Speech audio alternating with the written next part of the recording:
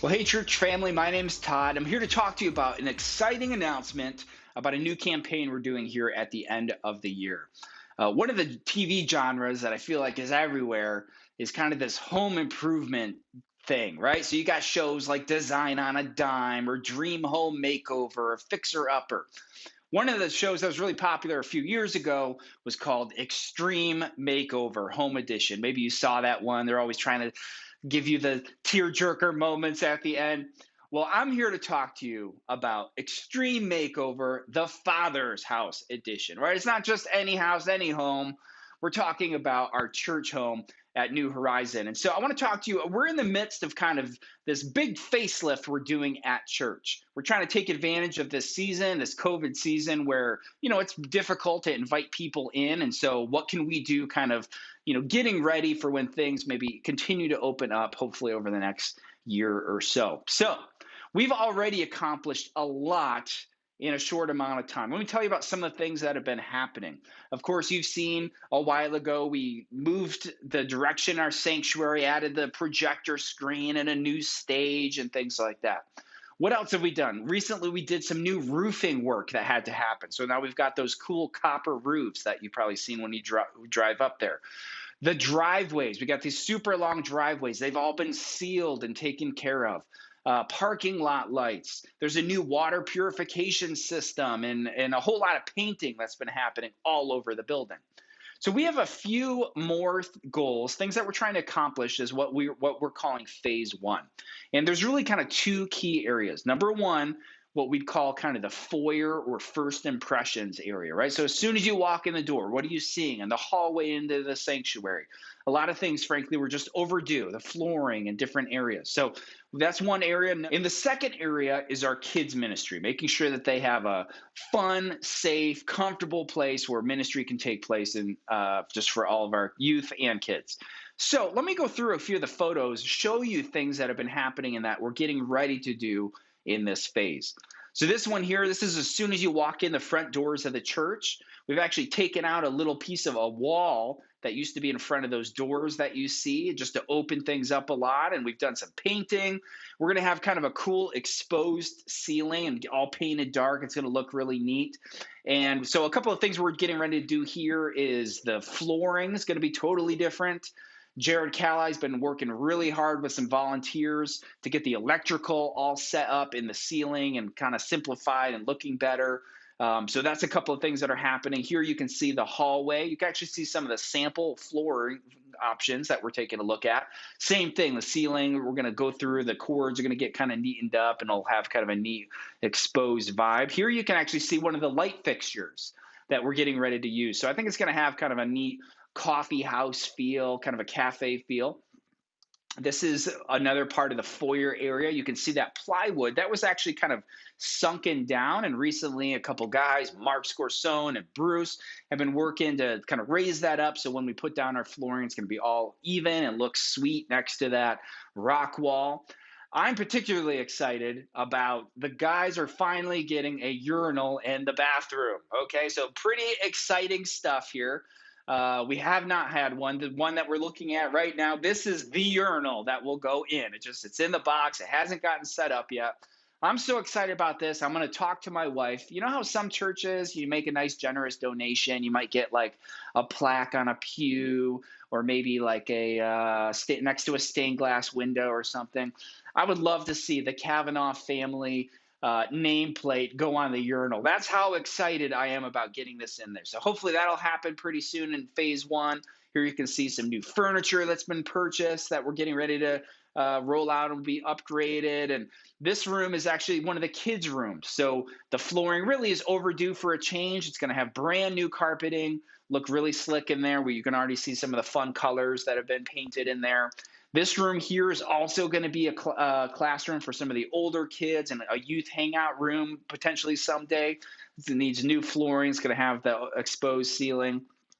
This one, you can see there's been a wall that's been partly taken out to give us kind of a nursery and kids area together there. So that'll continue to get patched up and that's going to be great for our kids. So these are all things we're planning to do in this phase one. Now, we've been getting multiple quotes for all these things. We have a lot of volunteer labor that's going into this to make it happen. But even with that, we're expecting the total cost to be about $55,000. Now, are you ready for some good news? There hasn't been a lot of it in 2020. So here's the good news. Last year, someone gave a generous gift worth tens of thousands of dollars. So we've already used some of that, but we still have about $30,000 left towards this. So even though the total cost is 55, we're really trying to raise $25,000 in the next few weeks before we go into 2021 so that we can tackle these things immediately as soon as possible. So, what does all of that mean? That means in order to reach $25,000, we're going to need to raise that in the church. We could have one person who maybe does the whole gift themselves. That would be great, wouldn't it? Right? And God has done that before. If so that's possible. Here's another possibility. We could have 50 people or 50 families that each give $500, right? And that would get us to the $25,000. Now, the problem with this one is that wealth isn't usually totally even like this. It's pretty much distributed unevenly. So, in reality, it's probably going to look something like this. We're going to need some people who lead forward and lead the charge with some bigger gifts. I've put on here, you can see a $5,000 gift, maybe a few families that could, work together and say, hey, let's do this as a family and maybe give $2,500 gifts. We're going to need a few more to give $1,000 gifts. And then, of course, you can see down here, 500, 250, 100, even $50 gifts. Every little bit helps. And it's up to us to each do our part. You can't do what someone else is supposed to do. They can't do what you're supposed to do. We each play our part. Now, let's say, something amazing happens. We go even way beyond $25,000. That would be amazing. We have plenty of phase two projects that we're excited about. So, for example, things like the carpet in the sanctuary. We're going to do brand new commercial carpet squares. It's going to be great. That's a phase two project, but we've got plenty of things that we can continue to move on in. So, I want to just introduce real quick before I wrap up my friend Dave, who God has been working in his life this last year at New Horizon, and he just wanted to share a little something. Hello. For those of you who don't know me, my name is David Leidline. I just wanted to give you a very condensed version of how God has used the people here at New Horizon to crown my year with a bountiful harvest. So even the hard pathways overflowed with abundance, to quote Pastor Mike's frequent videos and statements. Almost a year ago exactly, I was in a very tough place. Our family was going through some extreme stresses and things looked very bleak. In particular, I was feeling a lack of purpose and a severe lack of worthiness. I'd also been searching and wrestling with God for a long time, probably a couple of decades. And I attended a service early in January, and I really just enjoyed sitting and hearing the message Pastor Mike had. I believe it was about finding our calling or something in that first one. The second time I attended, though, was really what had such a major impact on my life. Mike's message was simple, and like many of you, I've heard variations of it 1,000 times before about how God loves you. However, this time it just struck me very profoundly. I am loved, no matter what I've done, my questions, my doubts, and with no strings attached. That message of love and forgiveness came at just the perfect time.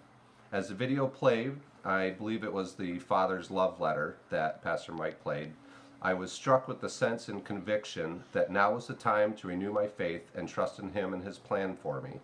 And while I have slipped and questioned and had doubts, I've continued to put my faith into Him and to seek to have Jesus' love shine through me.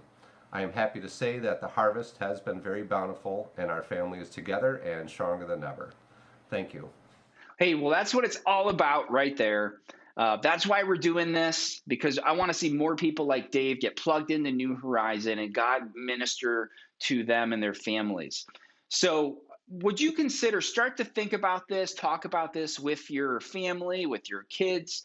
We're going to be having our Giving Sunday on December 20th. So you have a few weeks to think and pray about it and talk about it as a family. December 20th, what part are you going to play? I'm excited to keep sharing about this over the next couple weeks. Thanks so much for your time, and I'll talk to you soon.